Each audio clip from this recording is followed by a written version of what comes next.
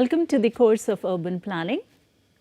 In this section today, we are further going to explore town planning schemes as an example of local area plan within the larger ambit of different levels of plans. As we had seen earlier, examples of local area plans include zonal plan, sub-city plan, town planning schemes, ward committee plan, coastal zone management plan, urban redevelopment plan. So today we are going to cover town planning schemes. Accordingly, the coverage of this section will include concept of town planning scheme, terminologies involved, areas where it is applied, components of town planning scheme and redistribution process, merits and shortcoming of the scheme, techniques of reconstitution. We'll look at case examples, we'll also look at town planning procedure, and then lastly we'll view the transitions which have really taken place on ground. The learning outcomes targeted in this lecture today are you should be able to describe the concept and identify terminologies, you should be able to review its applicability, you should be able to identify components of town planning scheme, you will be able to review the process, techniques and merits. You will be able to discuss and review the case studies. Now looking at the concept of town planning scheme, as we know that the local area plans are the part of development plan. Town planning scheme are also part of the development plan and we can say are the building blocks in realization of the development plan of the city.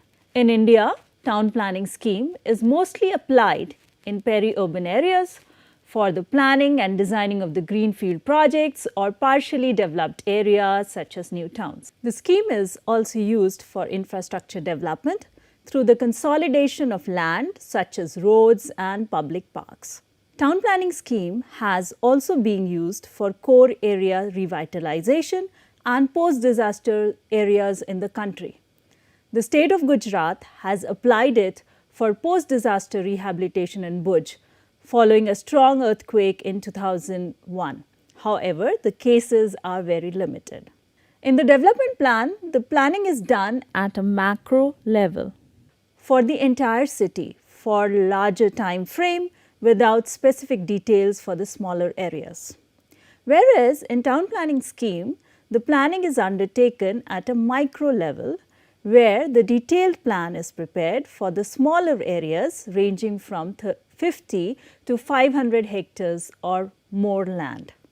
In this image of Ahmedabad city of Gujarat, we can see that how 46 town planning schemes together contributed in the realization of 76 kilometer long and 60 meter wide ring road proposed for the city in the development plan. Town planning scheme is distinct from other types owing to its planning process. The planning process under town planning scheme consists of merging and redistribution of land parcels in the urban expansion zone. The basic concept of town planning scheme is to pool together all the land under different ownership and redistribute it in a properly reconstituted form after carving out the required land for open spaces, social infrastructure, services, housing for economically weaker section of the population and the road network. The core purpose of town planning scheme mechanism is to service the land with the infrastructure and the amenities in the peri-urban areas which are likely to grow haphazardly in absence of any regulated plan. We are seeing the image which illustrates this land pooling mechanism. It shows the irregular plots reconfigured into proper shapes by laying the road network and the contribution of part land by landowners for reserving a parcel of land for sale on the open market. In this method, the public planning agencies or development authority temporarily brings together a group of landowners for planning under the aegis of state level town or urban planning act. This process enables the development authority to develop land without fully acquiring it and giving it positive control over the design and the growth of peri-urban area. Availability of land for development at minimum cost to development authorities and effective improvement of the environment is the fundamental objective of the technique. The readjustment technique is hence beneficial to the owners, local authorities and the town. Further, they can cooperate and provide a proportional contribution towards the cost. Town planning scheme is a mechanism that is used to unlock the value of the land that was previously subdued by plot fragmentation and land ownership patterns, which are incompatible with the optimal use of land. In many urban areas, land is typically divided into many small, irregular shaped and sized plots, each with a different landholder holding particular interest. The outcome is often haphazard, an incoherent development with little reference to planning guidelines, poor infrastructure, inadequate provision of services and lack of public space. In some cases, unplanned development leads to sprouting of informal settlements where large number of poor people are crammed into restricted areas with poor living conditions and insecure tenure. Land pooling, as we see in town planning scheme, is one way of acquiring land. Land acquisition is another way to provide land for development purpose. However, it is growing concern in many countries that land acquisition may not be the most suitable mechanism for procuring land and servicing it. It tends to affect lives and livelihood by displacing people, takes away land rights from the landowners, and sometimes does not capture the land value appropriately, affecting the compensation and thus possibly making it financially non-lucrative for the landowners. Town planning scheme is used extensively throughout the world. The roots of town planning scheme can be traced from Holland and Germany in the 1890s. It was quickly adopted for urban development across the globe. It played a leading role when urbanization peaked in Seoul and Tokyo from the 1960s until 1980s. It has also been used in smaller Korean towns. It has been used across several other countries such as Germany, Holland, Nepal, Indonesia and Australia. In India, we mostly refer the process as town planning scheme. It is also referred as land readjustment, land pooling, land consolidation and land reconstitution. The core idea remains the same, however, may differ between countries in terms of its structuring, implementation and approval procedure, land value capturing and eligibility of the use of this mechanism. Furthermore, only the designated public authority implement it with no or limited involvement of the private sector. Now, looking at the areas where this mechanism is used. In India, we see that town planning scheme is more frequently employed to urbanize peri-urban rural land. In other international examples, we can see that it has also been used to redevelop existing urban areas such as Rotterdam city centre. The city of Rotterdam was rebuilt dramatically after World War II with this method. This method transformed the city and incorporated new roads, cycling roads, green spaces, courtyards and parks into the city centre. As we can see, this city centre in Rotterdam developed through this mechanism. Japan used this scheme extensively for reconstructing post-World War II areas and continues to apply it to the various development areas including new town development in peri-urban areas, post-disaster reconstruction, city centre and station area redevelopment, improvement of congested and wooden residential areas, integrated land readjustment with railway development, small scale land readjustment for land consolidation in urbanized areas. This image presents an example of the typical implementation of scheme for land consolidation and urban expansion in Japan. Looking at the case of urban renewal in China using this mechanism, we see the transformation case of Laide village, one of the 52 villages in the city identified by municipal government for a complete transformation. Now, looking at the case of urban renewal in Colombia using this mechanism, the area of intervention is located in Las Aguas neighborhood. Primary use of the land, nearly 38% in the zone was residential and nearly 21% parking, creating unsafe urban vacuum. The final urban proposal resulting from the discussion with neighborhood actors and the city authorities gave a new reconfiguration of the public and private space and increased public areas. Now, we look at the Laidata case of land readjustment for informal settlement upgradation at Addis Ababa, Ethiopia.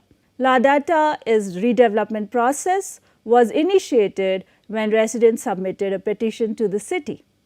Laidata was one of the earliest settlement with no formal land ownership and development plan.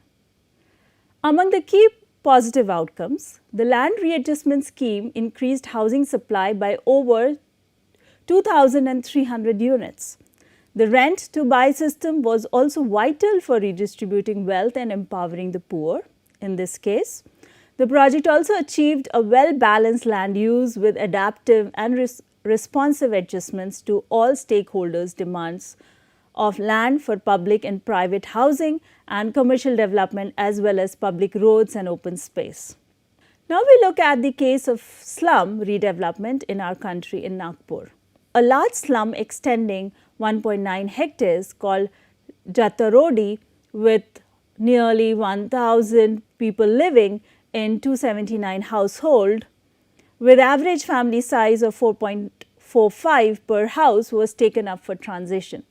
Such intervention allowed to review the potential of such tool for both the city and slum residents to capture the land value.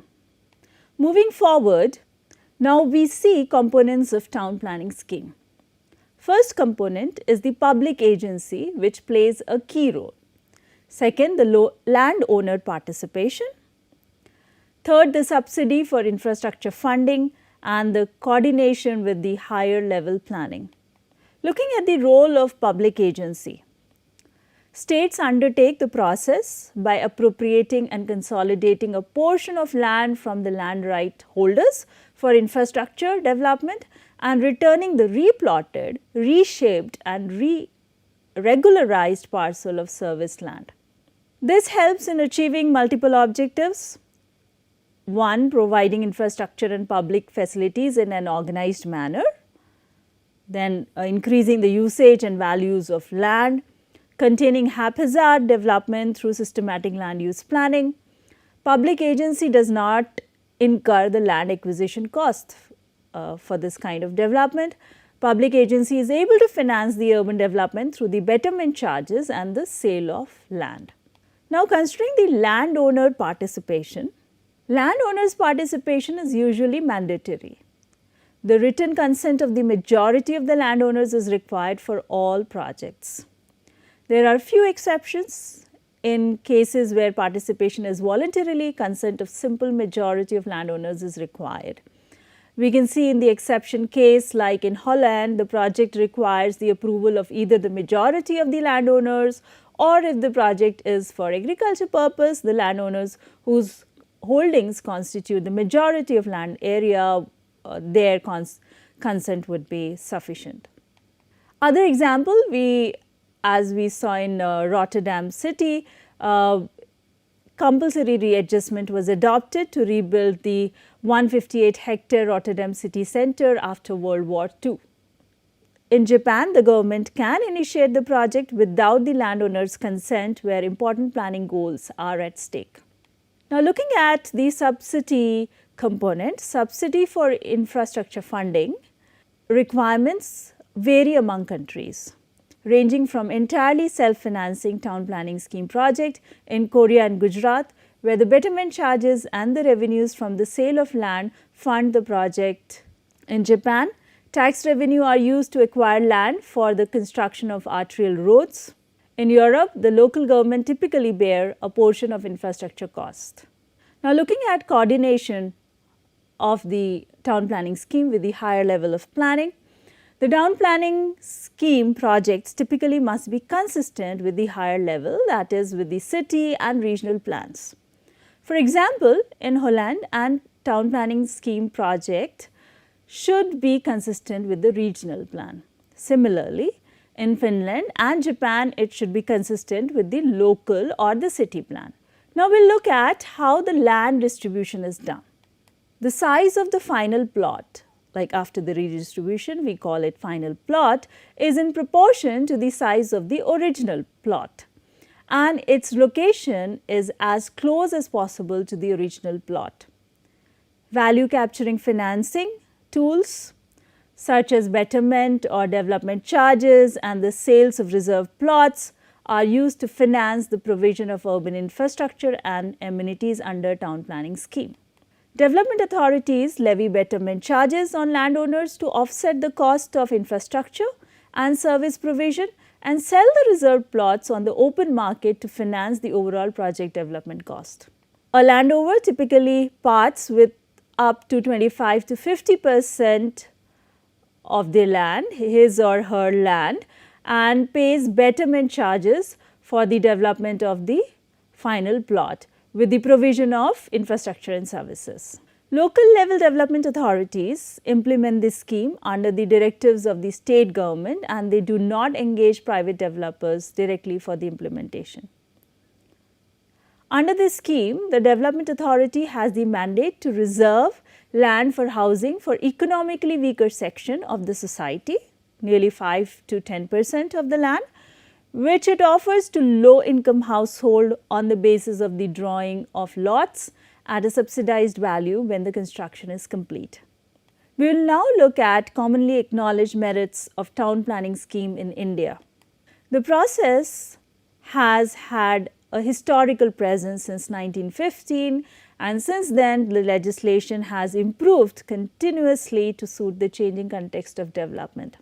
The scheme is a win-win, one in which landowner receives service land with incremental value and the development agency controls haphazard fringe development and promotes planned urban growth. The town planning scheme respects land rights.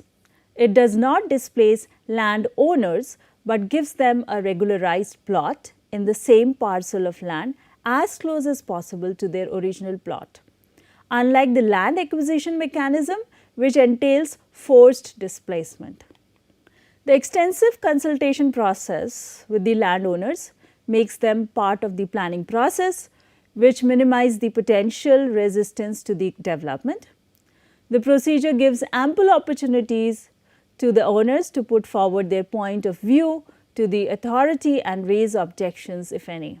The process is transparent, follows a set procedure, and is fair as all owners lose the same proportion of land.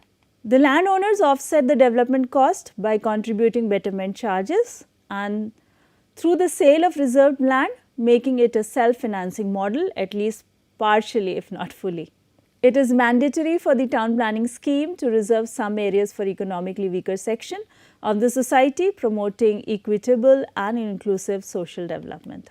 If we look at the monetary benefit of this scheme, we see town planning scheme offers 3 key monetary benefits. The public agency does not incur the land acquisition cost. The public agency is able to finance urban development through betterment charges and the sale of land. The landowners gain from the appreciation in the land value due to the provision of infrastructure.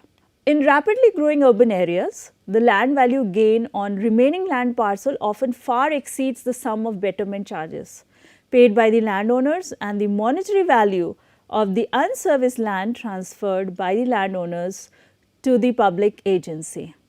Now, reviewing the shortcomings of the town planning scheme concept and procedure that impede the scalability of this tool, we see that the method is very comprehensive and hence time consuming.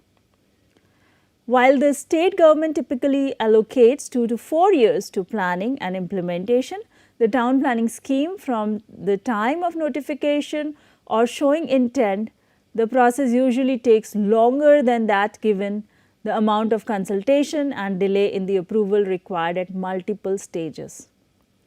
In some places in Gujarat, the town planning scheme has remained unfinished for more than 15 to 20 years. The complexity in executing the scheme requires established guidelines and trained planners and officials. And the developing authorities do not always have appropriate human resources. The success of the scheme is highly reliant on the role of town planning officer, TPO, and if this position holder is not a strong candidate, then the scheme becomes a challenge.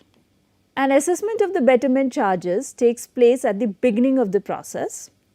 When the scheme is under preparation to fund the infrastructure development cost, due to inordinate delay in finalizing schemes, the cost of infrastructure provision usually increases, creating a viability gap in meeting the project development cost.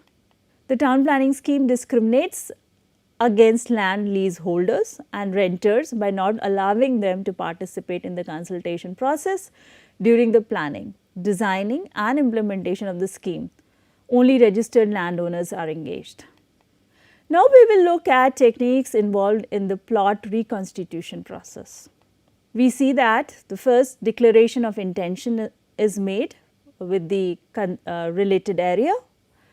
Then the draft scheme, the layout is prepared. Thereafter, preliminary scheme is prepared indicating the reconstitution. Then the final scheme evaluation and redistribution is undertaken. It is then opened for appeal and modification to look at any litigations. Then the final sanction of the scheme implementation is made. In this entire process, we look at the role of town planner officer. Town planning officer, a quasi-judicial officer, is appointed following the approval of draft town planning scheme.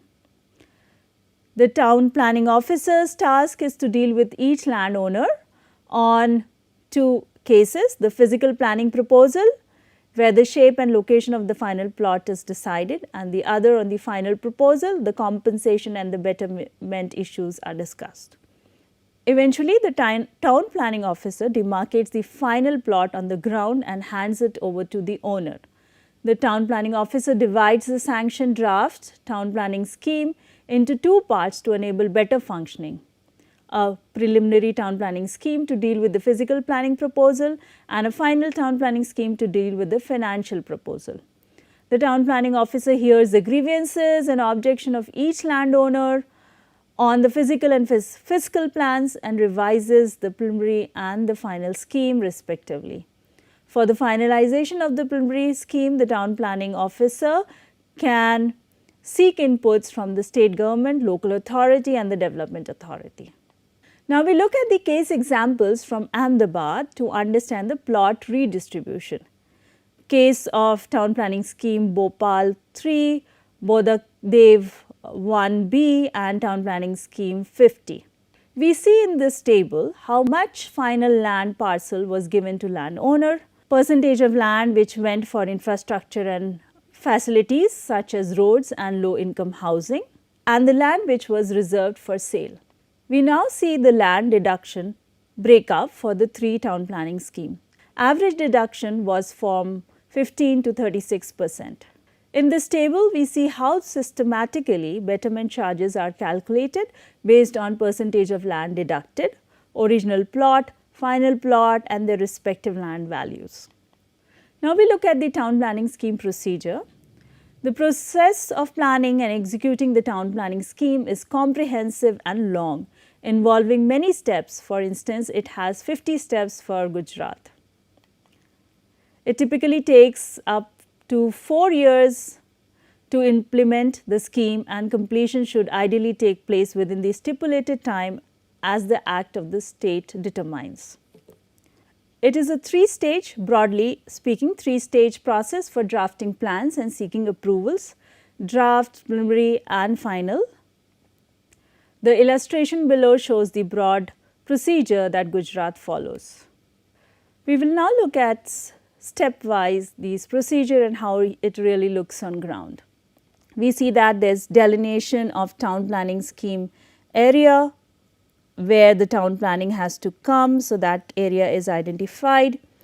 Then we see the original plot earmarking. So, the original plots are marked, each and every original plots are marked. Thereafter, as per the development plan, road networks are superimposed. So, you see that the road network has been superimposed over it, and then neighborhood level road network is prepared. You can see all the neighborhood level network which is coming up here. This we are looking at the town planning scheme 25 of Ahmedabad. Thereafter, we see all the land required for public purpose are demarcated in this area, like we see school area here, another public area here, and all the green area for garden and other purpose which are demarcated for public purpose. Thereafter, we see reconstitution of the final plots. So, you see that how was the initial plot, and now you can see very well organized final plots here. After this, original plot value is taken, which is derived from last 5 years sales record from the date of declaration of intention, and then semi plot value is determined on the respective of the original plot. Then finally, the final plot value is worked out on the incremental value,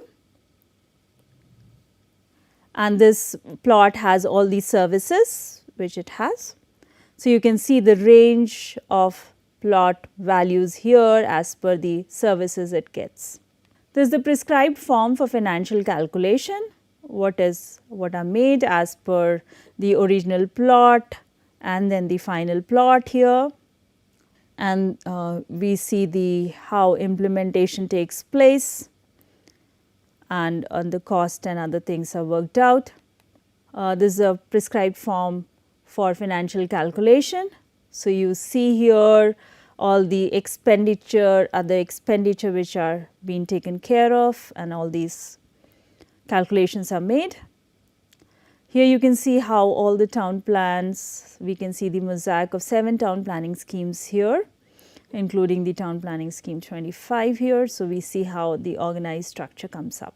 We can see here in this plan image that how through this scheme the peri-urban area, the agricultural raw land, you can see here which the image of 2001, how it gets transformed into the urbanized development when we see the image of 2011. Now, we will see the transformation on ground in Ahmedabad from 2000 to 2017. We will see how the development in the city is organized through this scheme. So, here we see transformation on ground 2000 to 2017. Similarly, we see organized transformation in Mehsana from 2003 to 2016. You can see all the structured development in these areas. You can see all this plotted development here around these areas. You can further see how this has expanded, area has expanded with the implementation of guided planning. Likewise, in this image of Surat, we see structured development from 2000 to 2016. You can see image of Surat from 2000 to 2016, how it is ranging. We see how the plotted development is taking place. You can see where gradually how each area is developing in a very organized manner. Likewise, you will see in these series of images of Baner and Handewadi in Pune, how urban development was guided gradually through these schemes. I have borrowed these slides from the lecture of Professor Utpal Sharma. So, we can see here how these developments are taking place on ground. We can see in the case of Baner in Pune, here we can see the Baner area and Handewadi area. So, we see how the gradual transformation is taking place. You can see all the plotted areas here. So, this is the close up of Baner we see here, and then you see how gradually this area, if you take note of these areas, how these areas are gradually growing. All the structures are gradually coming up along with the roads. So, you see how it is getting densified and urbanization is taking place along the guided routes.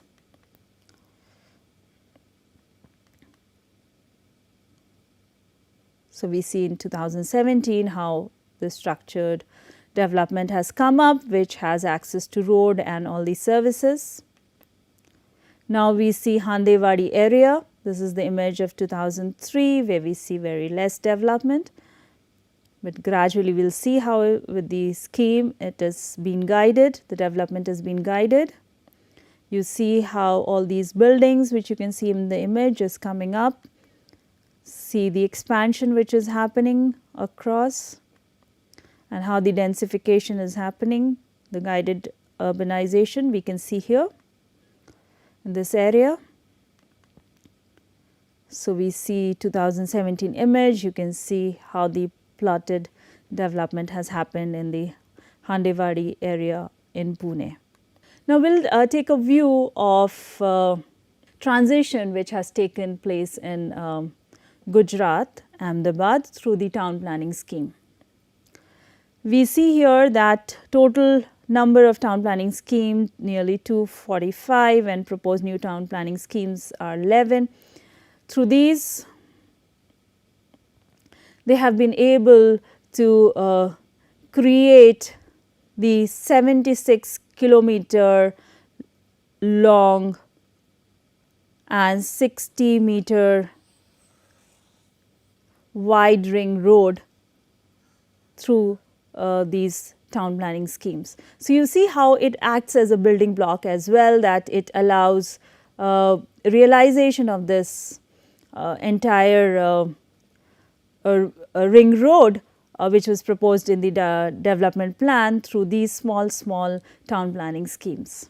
Now, we will look at the case of transition of Bhopal in Ahmedabad. We will see how it transformed from 2000 to 2017. We are looking at the Bhopal Ambali area in Ahmedabad, 2000 the town planning schemes.